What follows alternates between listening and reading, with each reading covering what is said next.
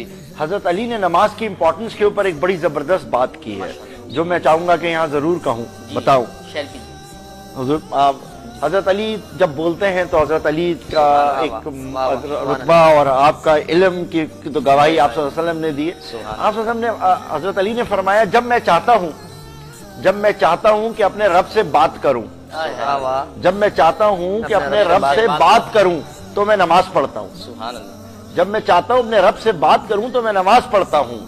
اب آپ سمجھ لیں کہ نماز کی امپورٹنس کتنی ہے۔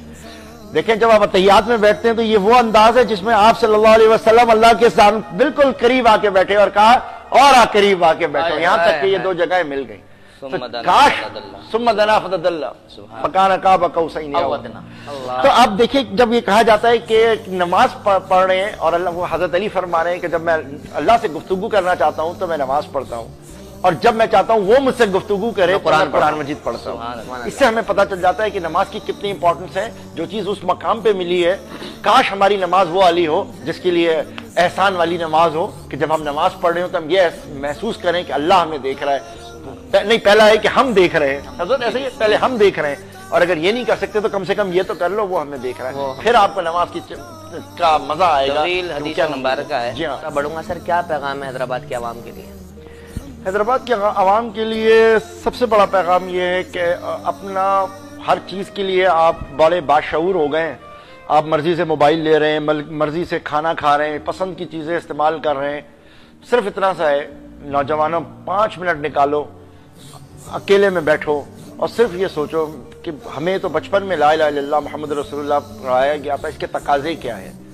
اپنے آپ کو باؤنڈ کرو اس چیز کے اوپر کہ کیا مطلب ہے اللہ کا، کیا مطلب ہے انکار کرنے کا کہ کوئی نہیں ہے، پھر کیوں کہا اللہ ہے، اور پھر کیوں کہا محمد رسول اللہ صلی اللہ علیہ وسلم، پھر کیوں اللہ نے اپنے ساتھ رسول کا نام جوڑا ہے، کیا وجہ ہے، کیا رشتہ ہے، کیا طریقہ کار ہے، کیا انداز ہے۔ اللہ نے پوری کائنات سارے نبیوں کو سب کو اپنے لیے بھیجا ہے، اور ہم لوگ اٹک کے رہ گئے نیچے لیولز کے اوپر۔ کوئی کسی کا نعرہ لگا رہا ہے، کوئی کسی کا نعرہ لگا رہا ہے، مگر اللہ کے پاس تک تو کوئی جا ہی نہیں رہا۔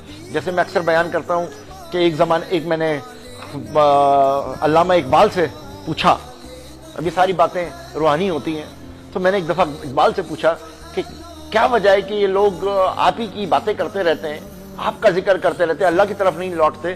کہنے لگا میں کیا کروں، میں نے تو ساری شاعری میں یہی کہا کہ اللہ کو پڑھو، قرآن کو پڑھو، قرآن کو پڑھو، یہ قرآن نہیں پڑھتے، میری کتاب پڑھتے رہتے ہیں، میں کیا کروں۔ تو ہم لوگ بھی اللہ تک نہیں جا رہے، صرف نیچے تک اٹک کے رہ گئے۔ کاش ہمارے لوگ یہ سمجھ جائیں، جس دن اپنی اصلیت سے واقف ہو جائیں گے، اپنے مقصد سے واقف ہو جائیں گے، اپنے پیدائش سے واقف ہو جائیں گے کہ ہم کیوں پیدا کیے گئے، اور اللہ فرماتا ہے کہ میں نے یہ دنیا کوئی کھیل کود کے لیے نہیں بنائی ہے، یہ اس لیے نہیں ہے جس کے لیے ہم ضائع کر رہے ہیں، گھومنا پھرنا، کھانا پینا، بچے پیدا کر کے مر جانا، اس کا مقصد ہے، یہ با مقصد ہے۔ تم نبی کی امتی ہو، تمہارا ایک عام شخص کا درجہ پرانے دور کے انبیاء کرام کے برابر ہے۔ مذاق نہیں ہے یہ والی بات کہ تمہارا عام شخص کا درجہ ان کے برابر ہے، کیونکہ اس پرانے دور میں انبیاء امر بالمعروف کرتے تھے، اب تم کرتے ہو، باہر نکلو۔